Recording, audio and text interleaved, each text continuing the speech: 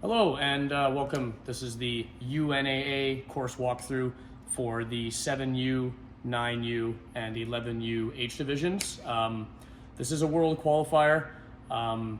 You have a 3 fall and you're out rule, meaning if you fail the first point 3 times in the course, your run will be done. You will still get the points previous to that.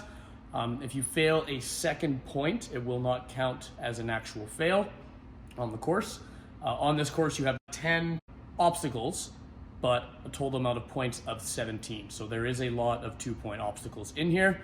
There is going to be quite a bit of differences for the age groups. I will touch on them as I go through. Note that it isn't all visually set up yet, okay? I also have a 7-year-old volunteering to demonstrate the course for you. He will be demonstrating the generic setup of it. So note there will be some, differences in it, and I'm just gonna ask my mechanism to go get ready inside of the spider wall because I forgot to get my mechanism ready. My mechanism will go get ready as we do this first obstacle. Thank you, mechanism. Obstacle 1, we'll start with 2 feet in the box of tape. This is a hands and feet obstacle. The floor is lava. You only get the blue steps. For some of the age groups, the younger ones, there will be 5 steps here, not just 4. The first, this is a 2-point obstacle. Your first point is gained when you touch this black rope, okay? The second point will be gained when you have used the rest of the ropes to get to the landing platform. Note the landing platform will be repositioned for some of the age groups to make it a little bit farther. All of the age groups will have the 4 ropes. Hands and feet are allowed on the ropes. Obstacle number 2, another 2-point obstacle. This is where I need my machinery. It's not built yet, but this is the machinery right now. Its name is Izzy. When you get here, the first point of this obstacle is going to be you getting to the final stride step. Now note, this is how it is set up currently for the 11 to 10 division. This will be the setup. For the younger divisions, it's going to be a little bit simpler strides here, just weight plates along the ground. Your first point will be gained when you make contact with the last weight plate, or in this case, the final stride. To get the second point, you will need to, before you leave, release your soft play block, which will be rolling down, and you will have to try to get to it before it runs away from you. Hands and feet are allowed on the block. You'll get the second point when you've gotten to the platform over yonder there. Good job, Drew. Note that this soft play block will be out of play when it passes this line if you're not on it.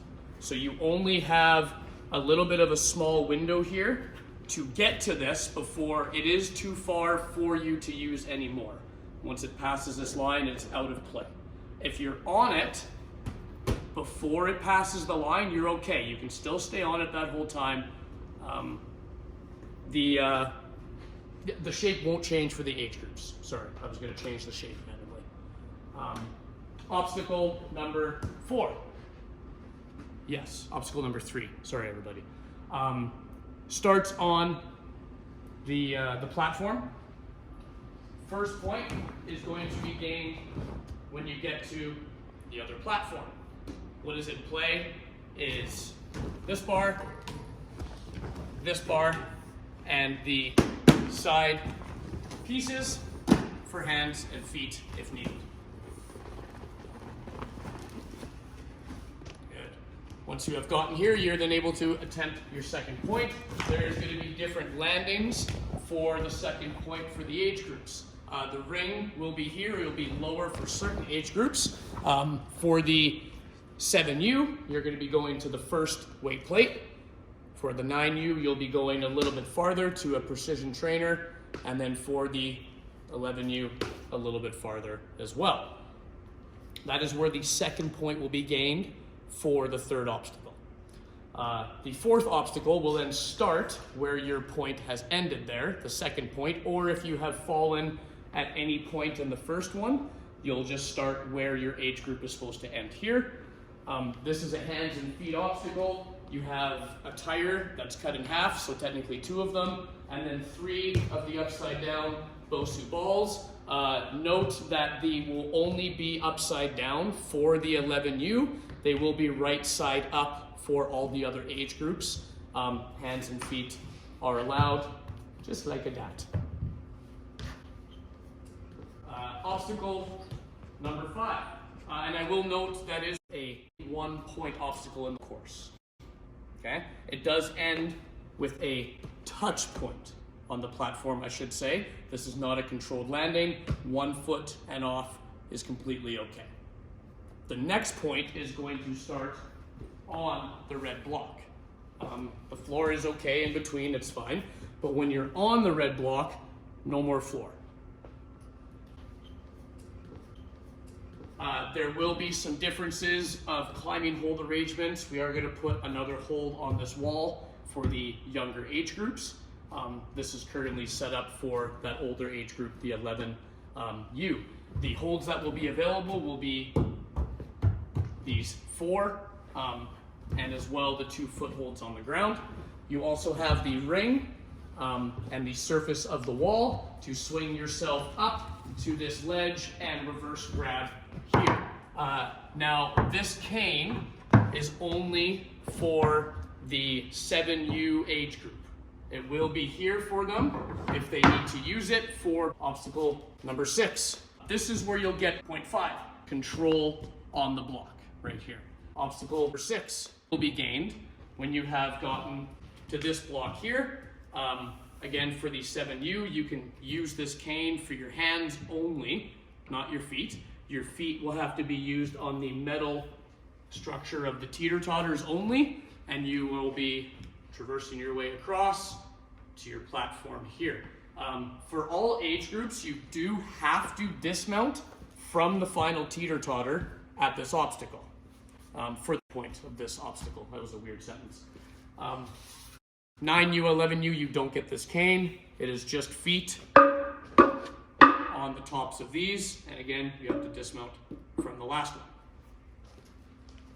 one. Next obstacle, obstacle number 7. Another 2-pointer is going to be starting on this block here. For the 7U division, their first point will be gained when they touch the ring. They get the cliffhangers to traverse across to touch that ring. To get the second point, they're going to have to touch the 3rd pink ledge. Okay? Note the distances are a little bit off right now for that age group, but they will get the second point when they have touched that ledge, then they can drop for 7U. For 9U, the first point is going to be gained when they touch this. The ring won't be here for that age group. Okay, so you have to just touch the pink. The second point will be when you touch this ledge here. You do have a ring to help you for that second point. For the 11U, this ring, again, it won't be here. Your first point is going to be gained when you have touched the 3rd pink ledge. Your final point, your second point of the obstacle, will be gained when you have landed on the platform. You will still have this ring. You will also have this cliffhanger, and you will also have these 2 angled cliffhangers. Note for a safety precaution on here, you're not allowed to cup the top of this. It is quite sharp on the top. It's only the face of the ledge here, not the top cupping. Okay? Second point would be gained there, which now gets you over to obstacle number 8. Another 2-pointer. I think I said that already, but it's late. First point will be gained when you and the PVC pipe make it past the gray tape line. Fully past the gray tape, you'll hear that judge say first point gained.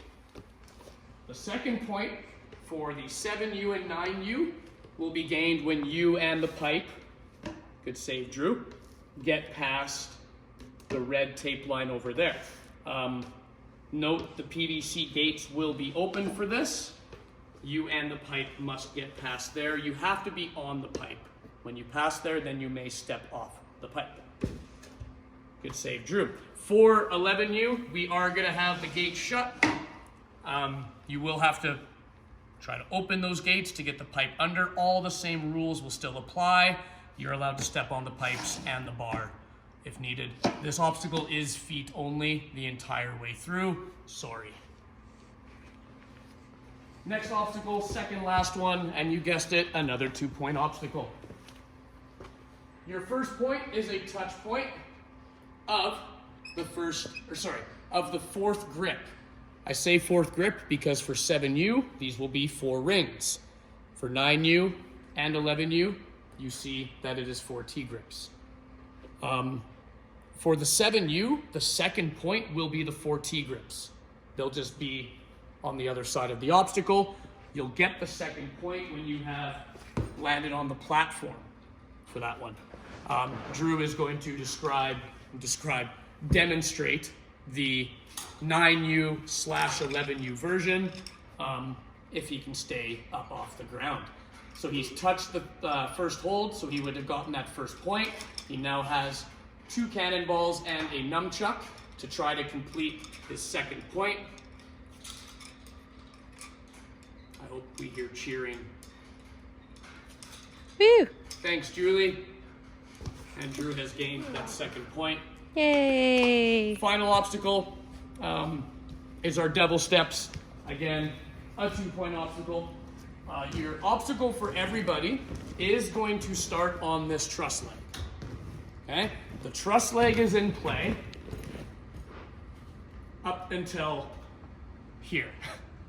Right at this point, pretty much where the leg ends. You can't just climb the rig for this obstacle. Okay?